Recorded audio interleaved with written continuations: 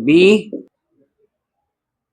तो देखिए नीट में 2015 का कुछ क्वेश्चन 2025 का करते हैं, और इसमें अगर बात करें तो ये टॉपिक किसका है, केमिकल बॉन्डिंग का, जो मैंने आपको पढ़ाया है।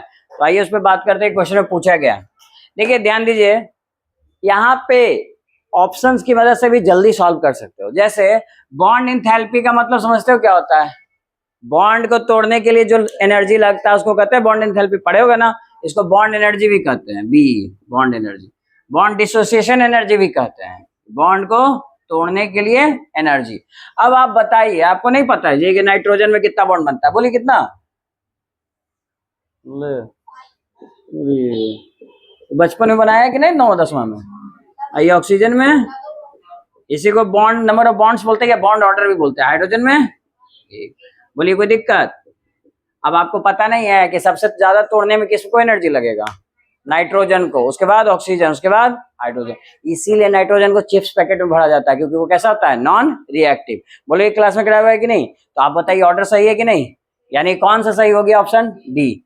ऑप्शन डी सही है। तो आइए, ऑप्शन डी 2 जगह मिल रहा है, ठीक है? तो आप जो पढ़े वही वही चेक करो, खाली आंसर में बन जाएगा। 2 जगह मिल रहा है ना, ए और बी चेक करना है। चलिए बी आपको क्लासरूम में करवाया है, हाइब्रिडाइजेशन का क्वेश्चन है। आइए बात करते हैं, क्या निकालना है? लोन पेयर किस एटम का? बताओ सेंट्रल एटम कौन होता है?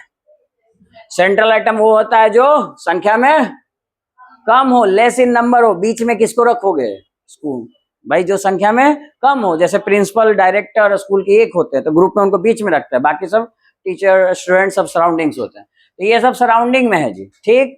अब इसको इतना बनाने की जरूरत नहीं है, ऐसा तो हाइब्रिडेशन बहुत कुछ सिखाया आपको, लेकिन आप सिंपल निकाल सकते हो। देखो HCF4 है ना जी। एक बात बताओ, फ्लोरीन कितने बॉन्ड से जुड़ता है हैलोजन से?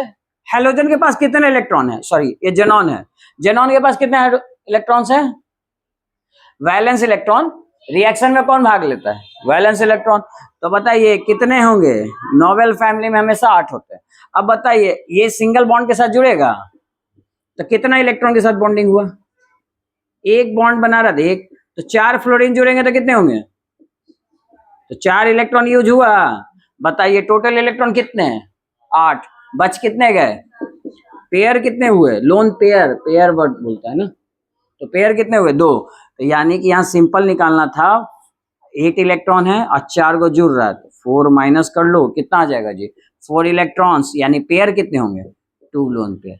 यानी कि इसमें कितने लोन पेयर आएंगे जी? 2। बोलो इसमें बात समझ में आता है? फिर इसमें बताओ जल्दी से कितने लोन पेयर आएंगे? कितने आएंगे? 3, 2 और कोई एक कौन बोला? तुम बोली है। देखो एक सही है, देखो यहाँ 8 इलेक्ट्रॉन है। अब कौन जुड़ रहा है? ऑक्सीजन। आप जानते हो एक ऑक्सीजन जब भी जुड़ेगा तो किस बॉन्ड से जुड़ेगा? डबल बॉन्ड से। याद करो ना, वाटर भी जुड़ता है तो किससे? ऐसे नहीं बनता है, 2 बॉन्ड बनता है ना। अब दोनों बॉन्ड एक ही के साथ बना ले तो डबल हो जाएगा, दो तरफ बनाएगा तो सिंगल सिंगल होगा, लेकिन जुड़ेगा तो 2 से। यानी एक ऑक्सीजन कितने इलेक्ट्रॉन के साथ बॉन्डिंग करेगा? 2। कितने ऑक्सीजन है? 3। तो भाई कितने लोग जुड़ गए? 6। तो 6 इलेक्ट्रॉन, यानी 2 इलेक्ट्रॉन बचे। पेयर कितना बचा? तो कितने लोन पेयर? आ रहा है बात समझ में? अच्छा इसमें बताओ, सोच समझ के बताना, इस बार सही से बताओ, जेनॉन में कितने होंगे लोन पेयर? भाई साहब साहब तो देख रहा है, 8 इलेक्ट्रॉन होता है, यही लिखा करो 8 और 2 गया, क्योंकि सिंगल वाले है ना, मोनोवैलेंट। तो कितना हो जाएगा? 6 इलेक्ट्रॉन। 6 इलेक्ट्रॉन का मतलब कितना लोन पेयर? 3। तो 3 लोन पेयर इस पे होगा जी, एक। अच्छा एक बात बताओ, ये ऑर्डर सही लिखा हुआ है? यहाँ 2 से बड़ा 1 होता क्या? नहीं, तो यानी ये ऑर्डर गलत है। आप बताओ, डी तो कंफर्म सही है, और कौन गलत है? बी गलत है, तो कौन सा ऑप्शन सही हो जाएगा? ए। और डाइपोल मोमेंट आप निकालिएगा तो water as a non polar होता है, ये बताया ना, नॉन पोलर अभी भी यूज किए थे। तो नॉन पोलर होगा तो उसका डाइपोल मोमेंट सबसे ज्यादा होगा। ये बिल्कुल बात सही है। तो ऑप्शन कौन सा सही हो गया? Option A. कोई दिक्कत किसी को? अब बताइए, ये क्लासरूम में आपके हाइब्रिडेशन में करवाया है कि नहीं? ये भी करवाया है, और ये तो बॉन्ड आप 9 10 से करते आ रहे हो, हम भी निकलवाए थे आपको। आया समझ में? बताइए ये क्वेश्चन किसी को दिक्कत इसमें? नहीं ना? तो इसी से मिलता जुलता ये क्वेश्चन है, ये भी क्लासरूम करा कीजिए तो इसको जल्दी से।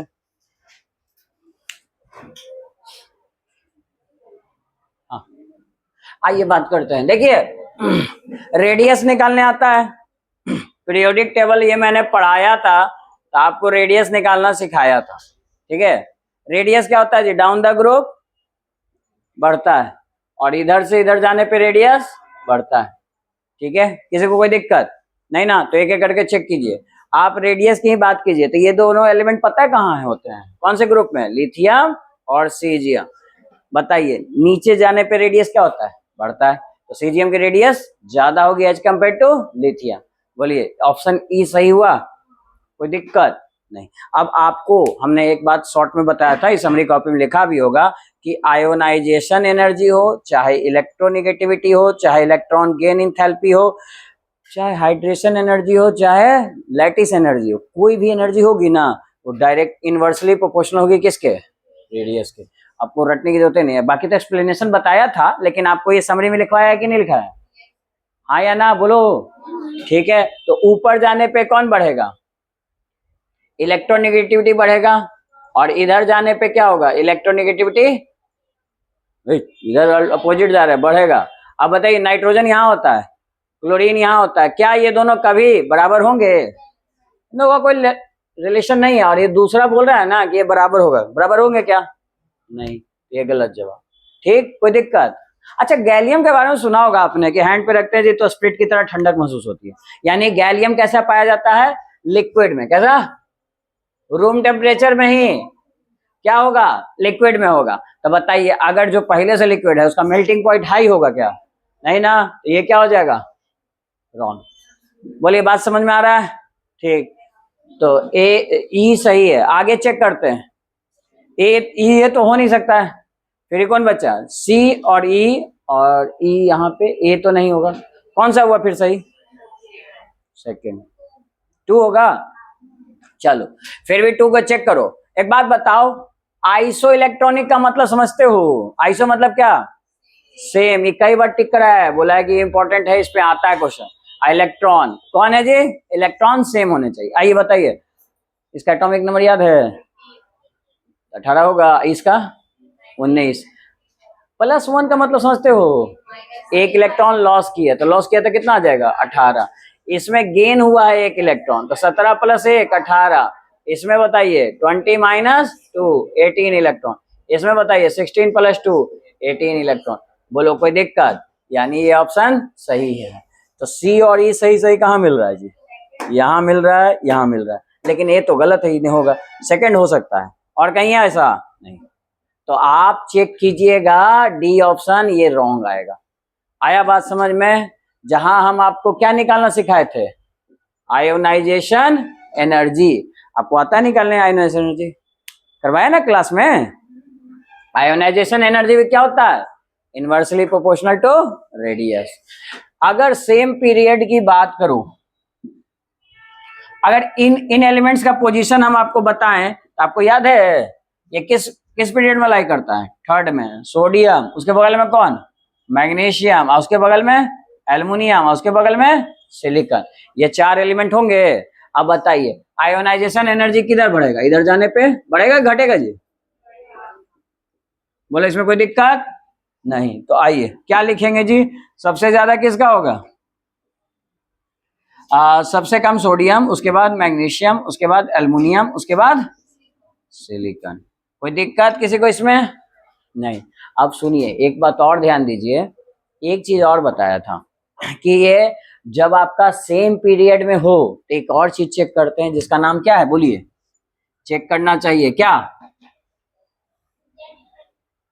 हाँ थोड़ा थोड़ा सही बोल रहे हो, इलेक्ट्रॉनिक कॉन्फ़िगरेशन। बोला था कि अगर सेम पीरियड का एलिमेंट होगा तो एक्चुअली क्या होता है, रेडियस सेम होता है, दोनों में 3-3 ऑर्बिट्स ही बनेंगे।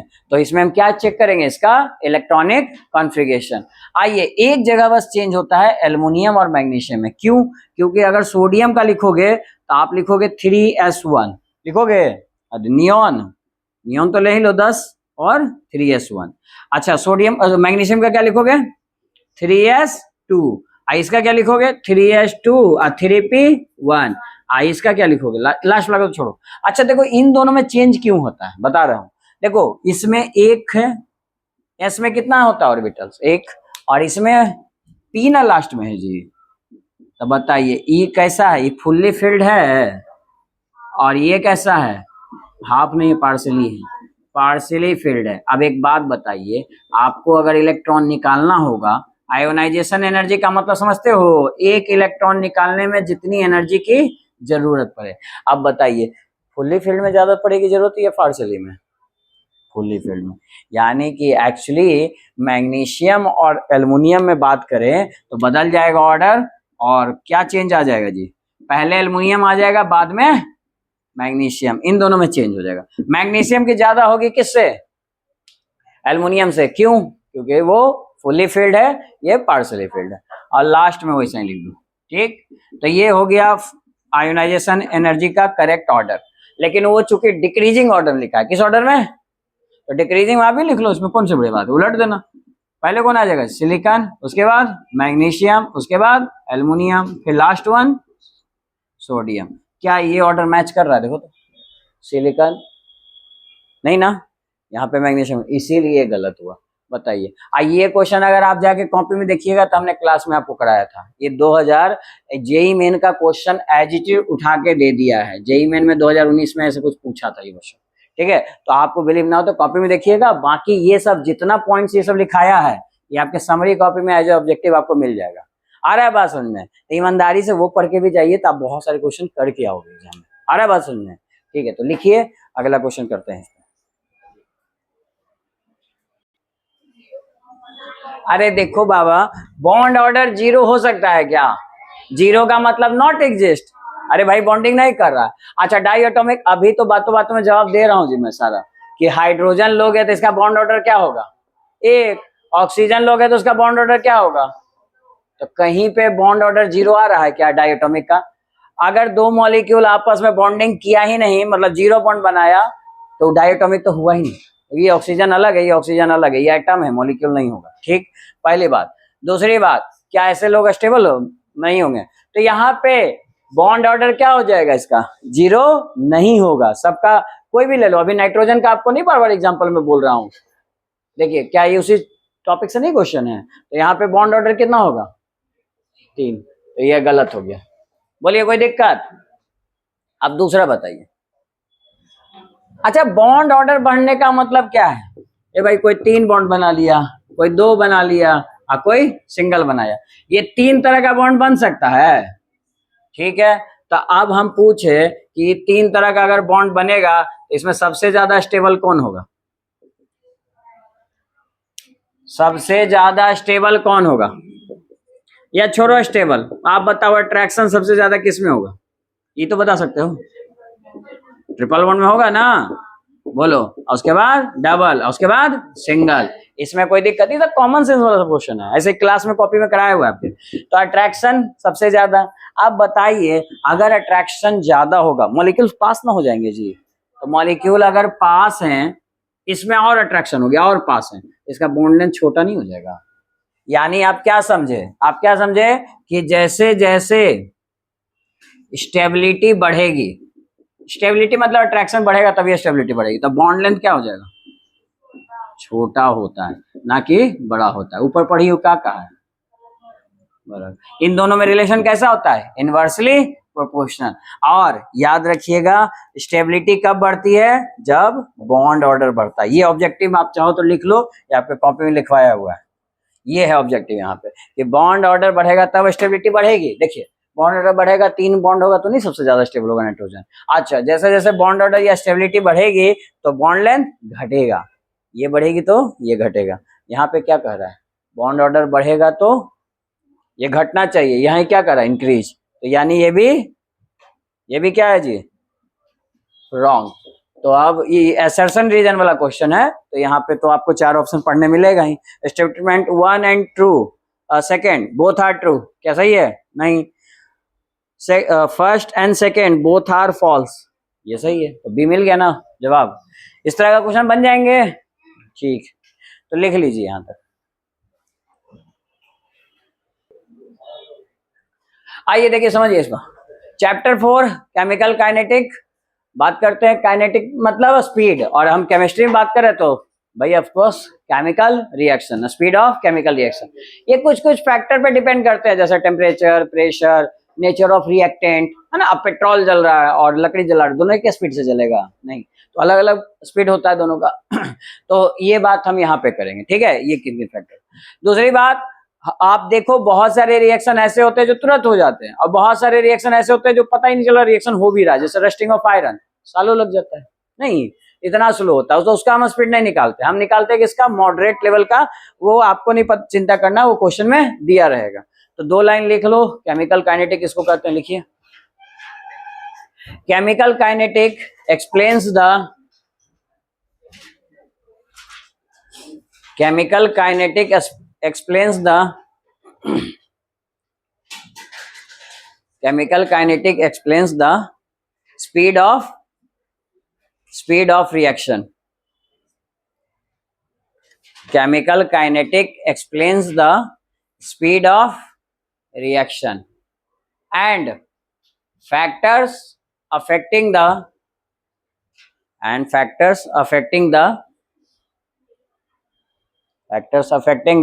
rate of reaction या स्पीड ऑफ रिएक्शन, जो भी लिखना, दोनों एक ही बात है। रेट ऑफ रिएक्शन और स्पीड ऑफ रिएक्शन एक ही बात है, ठीक है।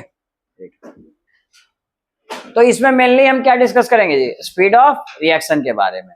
एक छोटा सा चैप्टर है, ज्यादा बड़ा है भी नहीं, तो आप लिख लो इस चैप्टर में हम क्या क्या पढ़ने वाले हैं। इंट्रोडक्शन, जहां से आपको क्वेश्चन आते हैं। देखो पहला टॉपिक तो आपको समझ में आ गया, क्या पढ़ोगे जी, रेट ऑफ रिएक्शन। कितने टाइप के रेट ऑफ रिएक्शन होते हैं, ठीक है, 2 तरह के होते हैं, एवरेज और दूसरा टॉपिक लिखो, इसमें क्या पढ़ेंगे, दूसरा हम इसमें पढ़ेंगे लॉ ऑफ मास एक्शन, ये रेट लॉ, जिसको रेट लॉ भी कहते हैं। क्या कहते हैं जी, रेट लॉ, ठीक है। अच्छा, यहीं से 2-3 सब टॉपिक आते हैं जिससे ऑब्जेक्टिव सब्जेक्टिव बहुत ज्यादा आते हैं। वो क्या क्या आएगा इसी में हम छोटा छोटा लिख देते हैं। आपको ना ऑर्डर ऑफ रिएक्शन पहचानने आएगा। क्या पहचानने आएगा, ऑर्डर ऑफ रिएक्शन। और आपको अगर ऑर्डर पता है तो उसका यूनिट बताने आएगा। जैसे आपको रिएक्शन पढ़ना है, 0 ऑर्डर, फर्स्ट ऑर्डर, ये आपके सिलेबस में है। सेकंड ऑर्डर, थर्ड ऑर्डर आपके सिलेबस में नहीं है, लेकिन आपको यूनिट निकालना सबका सिखा देंगे। तो आपको आएगा यूनिट्स निकालना, यूनिट ऑफ के यानी रेट कांस्टेंट का यूनिट निकालिए। इन सब से क्वेश्चन एकदम ऑब्जेक्टिव फिक्स है, आना ही आना है, इससे ऑब्जेक्टिव आना ही आना है। सीबीएसई बोर्ड, बिहार बोर्ड सब में आता है, इवन आपके जेईई नीट में भी इससे ऑब्जेक्टिव आता है, जो बहुत आसान है, आया हुआ भी है। उसको करवाएंगे बाद में जब ये चैप्टर हम पढ़ लेंगे तो, ठीक है। तो ये कुछ टॉपिक्स यहाँ पे आएंगे जो कि आपको ये सब पढ़ना है। इसके बाद छोटे छोटे कुछ और डिफिनेशन है, जैसे मॉलिक्युलरिटी ऑफ रिएक्शन, स्यूडो रिएक्शन, ये सब क्या है, 2-2 नंबर का थ्योरेटिकल क्वेश्चन है। लेकिन मेन पार्ट है, थर्ड पार्ट, वो बहुत है, इसको डिफरेंशियल रिएक्शन बोलते हैं, और यहाँ पे इंटीग्रेटेड हो जाएगा। तो इंटीग्रेटेड रेट लॉ, तो भाई ये पढ़ेंगे, और इससे बहुत ज्यादा क्वेश्चंस आता है। खास करके आपको किसके लिए आएगा, आपको 2 ऑर्डर पढ़ना है, for first order and 0 order. 0 order भी पढ़ना है, तो लिखिए 0 ऑर्डर के लिए पढ़ेंगे और फर्स्ट ऑर्डर के लिए। अच्छा, इनका पढ़ने के बाद अब देखोगे कुछ रिएक्शन इतने फास्ट होते हैं, रेडियो एक्टिव्स होते हैं। रेडियो एक्टिव्स मतलब वो सब्सटेंस जो टाइम के साथ घटते जाते हैं, उनका मास कम होता है ना जी। अगर मास कम होता है तो एक टाइम बाद क्या होगा, आधा मास आ जाएगा, और जिस टाइम पे ये आधा मास आता है, हाफ हो जाता है उसका मास, उसी को क्या बोलते हैं, हाफ लाइफ टाइम। तो नेक्स्ट टॉपिक इसमें हम एक और पढ़ेंगे जिससे न्यूमेरिकल्स खूब आते हैं, हाफ लाइफ टाइम। यहां से न्यूमेरिकल्स आएंगे बाबू, यहां से सब्जेक्टिव क्वेश्चन 2 मार्क्स वाले आएंगे, लिखने वाले, ये प्रूफ करने के लिए क्वेश्चन आता है, ठीक है। और फर्स्ट ऑर्डर से बहुत सारे न्यूमेरिकल्स हैं, आपको बुक में भी है, जो हम करेंगे, ठीक है। और लास्ट टॉपिक है एरेनियस इक्वेशन। देखो ये बेसिकली टेम्परेचर पे तो रेट ऑफ रिएक्शन डिपेंड करेगा, टेम्परेचर पे तो लगभग सब चीज डिपेंड करता है। नहीं, आप लोग का पढ़ाई का मूड भी डिपेंड करता है ना इस पे। ठीक, एसी बंद हो जाए तो देखो अभी तो क्लास बंद। पांचवा, तो एरेनियस बताए थे इसके बारे में, तो एरेनियस इक्वेशन पढ़ेंगे।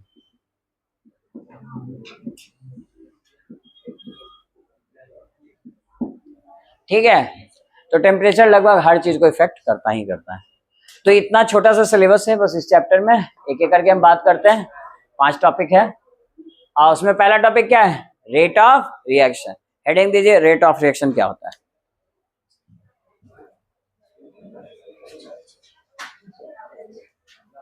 रेट ऑफ रिएक्शन,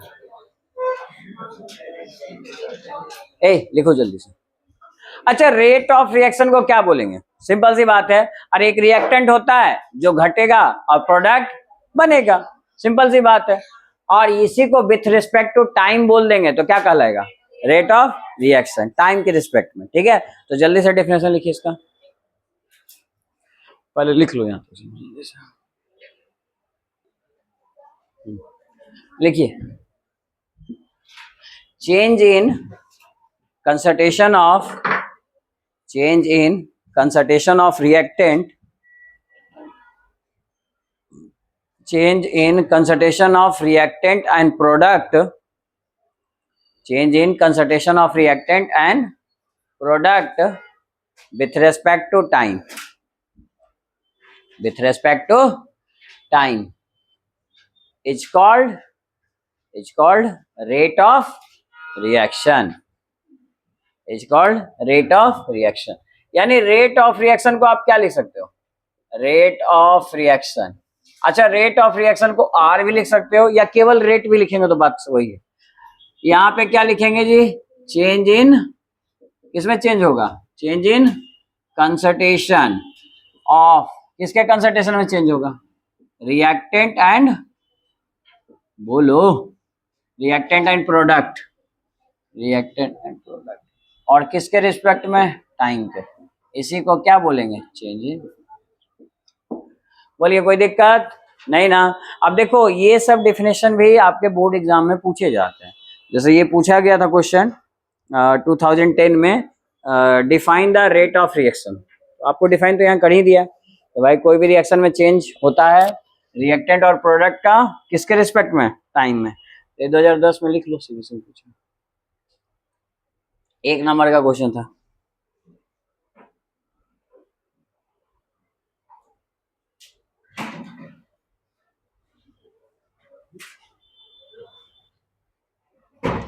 कोई डाउट इसमें नहीं ना। तो आप समझ गए ना कि देखो कार्बन और ऑक्सीजन और कार्बन डाइऑक्साइड बना रहा है, तो भाई रिएक्टेंट क्या होता है, घटता जाएगा, तो प्रोडक्ट क्या होगा, बनता जाएगा, इंक्रीज होता जाएगा। ये आपका डिक्रीज, ये इंक्रीज। ठीक है, यानी कि हम आपसे पूछे amount of reactant will be decrease और increase during a reaction, decrease, और अमाउंट ऑफ प्रोडक्ट इंक्रीज और डिक्रीज, इंक्रीज। तो प्रोडक्ट को जब भी लिखेंगे तो पॉजिटिव साइन के साथ लिखेंगे और रिएक्टेंट को जब भी लिखेंगे तो निगेटिव साइन के साथ लिखेंगे, क्योंकि ये डिक्रीज हो रहा है। तो ये हम लोग यूज करेंगे आगे के लिए, आपको बताया। बोलो कोई दिक्कत इसमें, बात समझ में आती है, ठीक है। तो यहां तक लिखने के बाद लिखिए कि types of rate of reaction. Reaction कितने टाइप्स के होते हैं जी, 2। तो लिखो rate of reaction is of 2 types, या इट इज ऑफ 2 टाइप्स लिख लो, इट इज ऑफ 2 टाइप्स।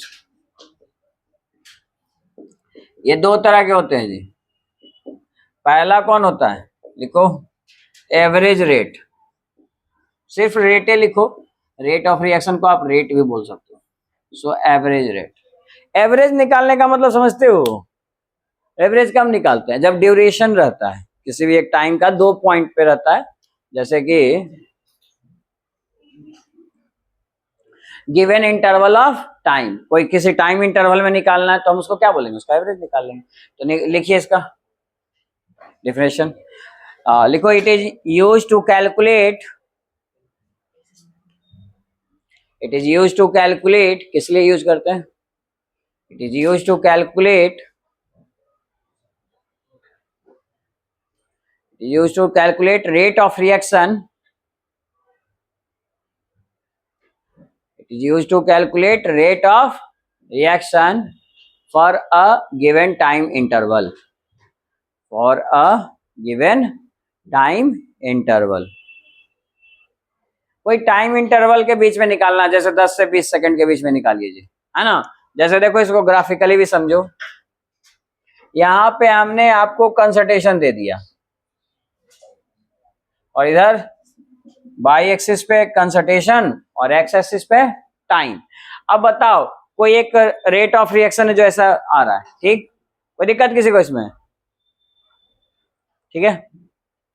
अब बताओ यहां पे कंसल्टेशन ये था, ठीक है, इस टाइम पे, और धीरे धीरे जब टाइम आपका बढ़ा, इसको मान लो T1 है, और टाइम बढ़ा तो क्या हो जाएगा T2, और इस समय ये कंसल्टेशन मान लो C1 है, और इस समय क्या हो जाएगा यहाँ पे C2। तो ये गिवन टाइम इंटरवल में हुआ, तो इस केस में एवरेज रेट इक्वल टू क्या लिखोगे, बोलो, average rate equal to by change in consultation by change in time, यही ना तरीका होता है जी, change in consultation, change in consultation by change in time. तरीका क्या होता है, final value minus initial value. बताइए क्या लिखिएगा, C2 माइनस C1 और T2 माइनस T1, बोलो कोई दिक्कत। इसको चाहो तो ऐसे भी लिख सकते हो, डेल मतलब चेंज होता है, change in consultation by change in time, यही हमारा निकल गया क्या, एवरेज रेट, एवरेज रेट। इसमें कोई डाउट किसी को, नहीं ना, ठीक, लिख लीजिए।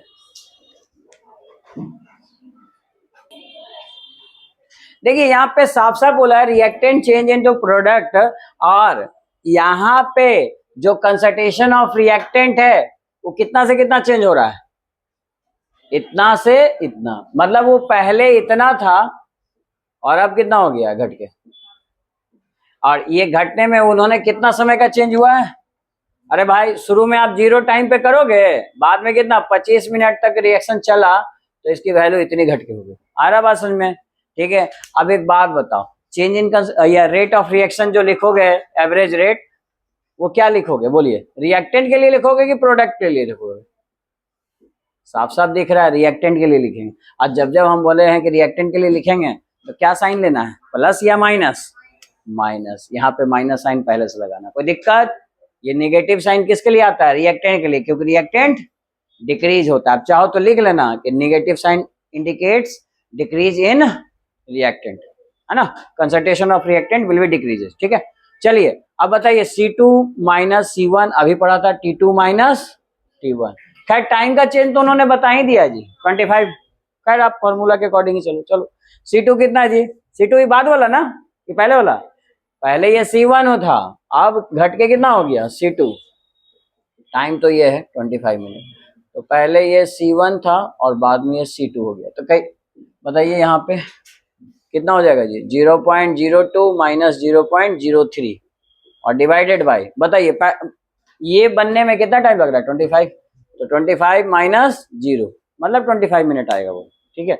अब घटा लीजिए ऊपर कितना आएगा वैल्यू जी, माइनस है लेकिन ये माइनस का कितना आ जाएगा 0.01 और डिवाइड बाई 25, माइनस माइनस क्या हो जाएगा प्लस, तो ये डेसिमल हटाना दो, प्लस और 0.01 डिवाइड बाई 25, ये डेसिमल हटाएंगे तो क्या आएगा जी नीचे 100 आएगा, ठीक है। अब 1/25 इंटू 10 टू द पावर -2 कर दो, ठीक है। इसको डिवाइड करोगे कितना आएगा 0.04 इंटू 10 टू द पावर -2, इसको थोड़ा अच्छे से ऐसा लिखते हैं ना, तो ये डेसिमल को यहाँ ले जाओ 4.0 ऐसे, तो 4 हम मान सकते हैं, और 10 टू द पावर कितना लिखेंगे -4, जब राइट साइड शिफ्ट करते हैं तो पावर घटता है, तो ये फाइनल वैल्यू आ गया। आगे आंसर ये है तुम्हारा क्या, एवरेज रेट। ये वैल्यू कितने लोगों का आया, हाथ उठाइए एक बार। हाँ अभी मिनट में है, किस में यूनिट है ये आंसर किस में आएगा मिनट में, तो वहां पे वो मिनट में ही कहा निकालने के लिए, तो मिनट में निकाल लो, ठीक है। जब बोलेगा सेकंड में तो 60 इसमें मल्टीप्लाई कर देना, वो आपके ऊपर है। हालांकि क्वेश्चन में वो बोला है मिनट में निकालिए, ये आगे लिखा था मैंने लिखवाया नहीं, है ना, calculate in both minute and second, तो मिनट में ये आंसर कर लेना और सेकेंड करना हो तो 60 मल्टीप्लाई कर देना, ठीक है। कोई डाउट? तो देखिए इसी पे बेस्ड आपका क्वेश्चन नंबर 2 भी है, क्वेश्चन नंबर 2 बनाइए, थोड़ा सा इसमें ध्यान देना, लिखिए। एक रिएक्टेंट है 2A जिससे कि घट के क्या हो रहा है, बन रहा है प्रोडक्ट, रिएक्टेंट घट रहा है, प्रोडक्ट बन रहा है, और बोल रहा है कंसंट्रेशन ऑफ A, लिखिए concentration of A decreases from, A घट रहा है जी कितने से, डिक्रीजेज फ्रॉम 0.5 मोल पर लीटर,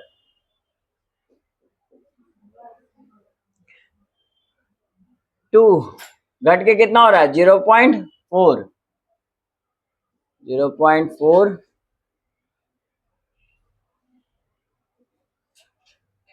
मोल पर लीटर। मोल पर लीटर मतलब क्या, कंसंट्रेशन का यूनिट है ना, मोलरिटी का बताया था, मोल पर लीटर, ठीक है। इन 10 मिनट्स, ये भी बताया कितने मिनट में हो रहा है जी, 10 मिनट। तो बोला है कि एवरेज रेट निकालो, मिनट में ही निकालो, तो calculate average rate.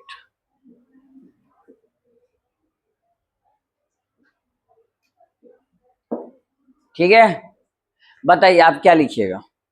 Average rate आपको पता है ना, क्या लिखने का तरीका है जी, average rate equal to minus और C2 minus C1 divided by T2 minus T1। Minus क्यों लिखा, क्योंकि किसकी बात कर रहा है, ए कौन है, रिएक्टेंट है कि प्रोडक्ट है, देखो ना ए की बात कर रहा है, ए क्या है, रिएक्टेंट। अगर पी की बात करेगा तो प्लस लेना, तब माइनस लेने की आवश्यकता नहीं है। बोली बात समझ में आती है।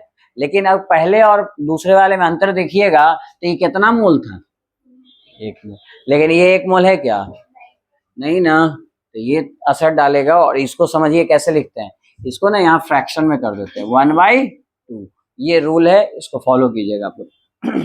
अब वैल्यू पुट कीजिए और आंसर बताइए कितना आएगा। ये एक चेंज है जो उसमें, तो C2 यहाँ साफ साफ दिख रहा है, फाइनल घट के कितना हो रहा है 0.4 माइनस 0.5 और डिवाइड बाय टाइम कितना हो जाएगा 10 माइनस 0, घटा लीजिए, माइनस इसको घटाएंगे तो कितना आ जाएगा माइनस 0.1 और नीचे 10 और ऊपर 1/2, माइनस माइनस क्या हो जाएगा प्लस, प्लस हो जाएगा, और ऊपर कितना रह जाएगा जी नीचे 20। ये एक और डेसिमल हटाइए ना, इसको हटाएंगे तो फिर से 0 आएगा, ठीक है। आप बताइए आप क्या करोगे, 1/2 कर दो और 10 टू द पावर -2, इसको काटोगे कितना आएगा 0.5 इंटू 10 टू द पावर -2, इसको क्या लिख सकते हो 5 इंटू 10 टू द पावर -3, यार आंसर, ठीक है। कोई दिक्कत किसी को इसमें नहीं ना, ठीक है। तो ये है आपका एवरेज रेट, यूनिट क्या लिखोगे यहाँ पे मिनट, क्योंकि मिनट में बोला गया, ठीक है।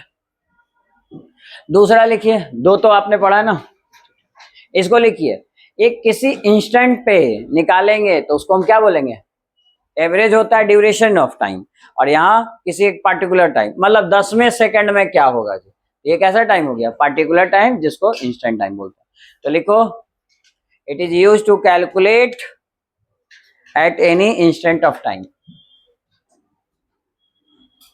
टू कैलकुलेट किस लिए यूज करेंगे,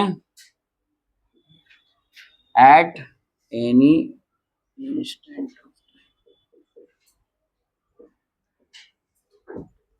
किसी एक पार्टिकुलर टाइम पे, जैसे फॉर एग्जांपल जैसे ये ग्राफ है, कंसंट्रेशन इधर है और ये तुम्हारा टाइम चल रहा है, ठीक है। अब किसी पार्टिकुलर टाइम पे पूछ रहा है, मतलब ये बोल रहा है मान लो ये T1 सेकंड में क्या होगा, मतलब T1 की वैल्यू 5 है या जो भी है, तो उस सेकंड में क्या होगा कंसंट्रेशन, ये होगा C, तो बस इसकी वैल्यू बतानी है, ठीक है। अब एक बात बताइए, इस केस में अगर आप रेट लिखिएगा तो क्या लिखिएगा, इस केस में यही लिखेंगे C को लिखेंगे। अच्छा डिफरेंशियल लिखना है तो dy/dt और C का कंसंट्रेशन लिख देंगे, ठीक है। dt हो गया टाइम एक पर्टिकुलर इंस्टेंट पे, और dc क्या हो गया, C मतलब कंसंट्रेशन ऑफ, हाँ कंसंट्रेशन, और d हो गया वही dc निकालते हैं, एक पर्टिकुलर इंस्टेंट के लिए dy/dt लिखते हैं, ठीक है, तो लिख लीजिए, ये है तुम्हारा डिफरेंशियल रेट। कोई दिक्कत?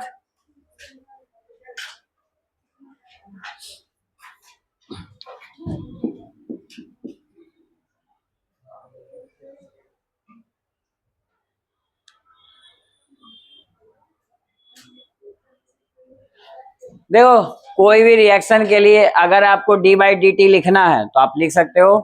जैसे मान लो एक रिएक्शन हम लेते हैं, N2 है, H2 है, और ये चेंज होके क्या बनाएगा जी, अमोनिया। बैलेंस भी कर लो इसको, यहाँ पे आप 3 लगा दो, यहाँ 2 लगा दो, हो गया बैलेंस। ठीक, अब एक बात बताओ, अगर इसके लिए लिखना है तो क्या लिखेंगे? नाइट्रोजन के लिए लिखो तो क्या लिखेंगे? DN2 by dt। कोई दिक्कत? अच्छा, ये कितना मोल है? 1 मोल, तो यहाँ 1/1 वो लिखने की आवश्यकता है क्या? नहीं। अच्छा, इसमें निगेटिव लगाए या पॉजिटिव, तुम्हें बताओ? निगेटिव लगाएंगे। कोई दिक्कत? अच्छा, इसके लिए लिख सकते हो, बोलो क्या लिखेंगे? पहले डी बाई डी टी लिख लो, डिफरेंशियल रेट पर बात कर रहे हैं, हाइड्रोजन का लिख रहे हैं। हाइड्रोजन कितना मोल है जी? 1/3 लिख सकते हैं, क्योंकि हमको एक ही मोल ये निकालना है, लेकिन 3 है ना, तो 1/3। इसके साइन में क्या माइनस लगाएगी? Plus, minus.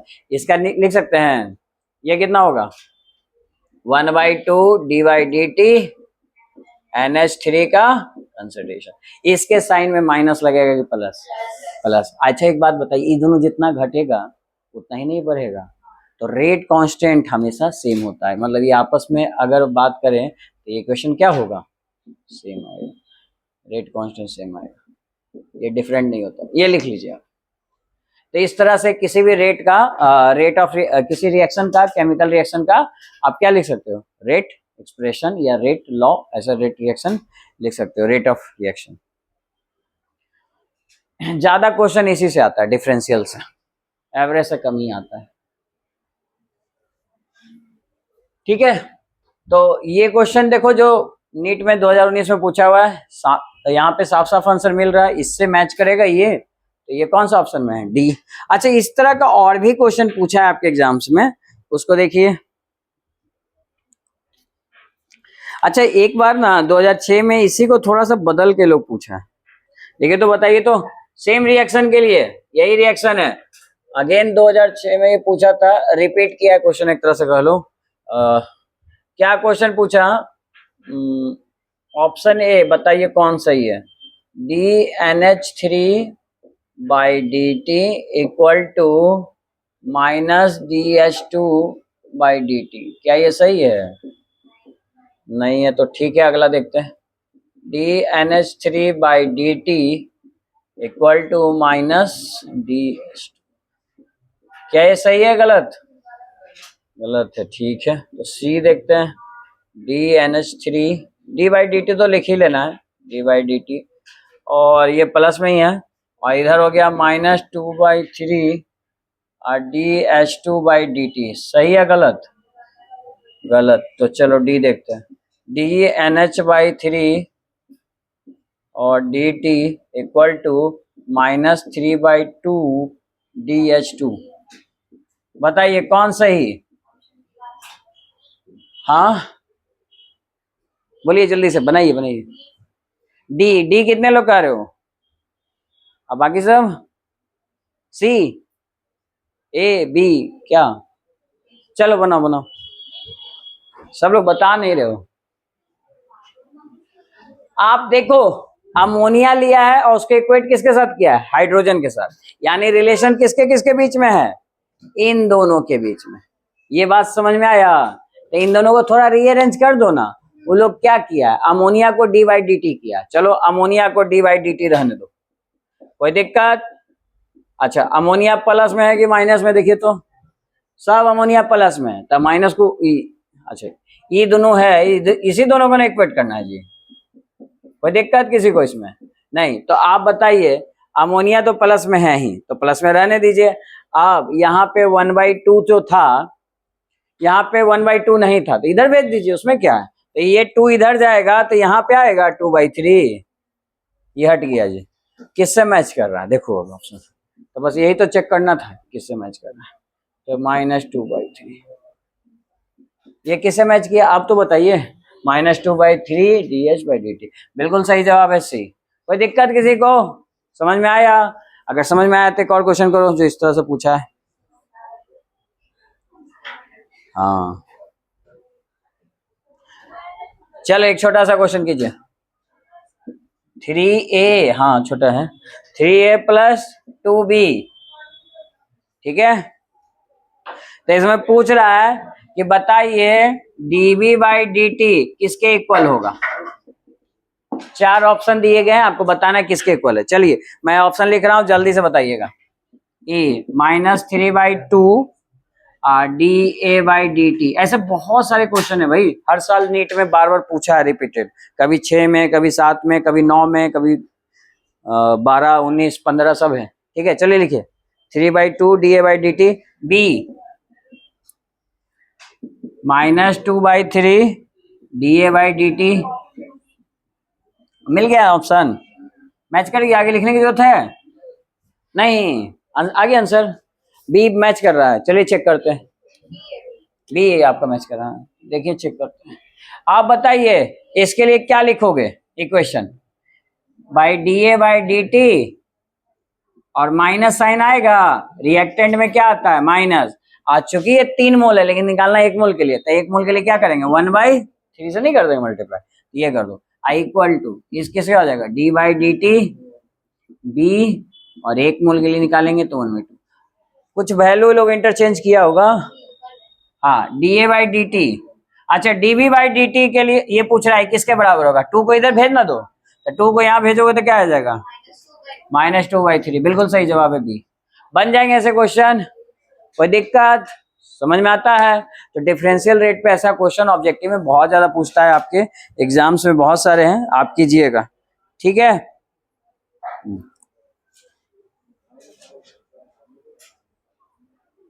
चलो फिर आगे और क्वेश्चन हम लोग नेक्स्ट क्लास में करते हैं, आज के लिए इतना ही रहने दें।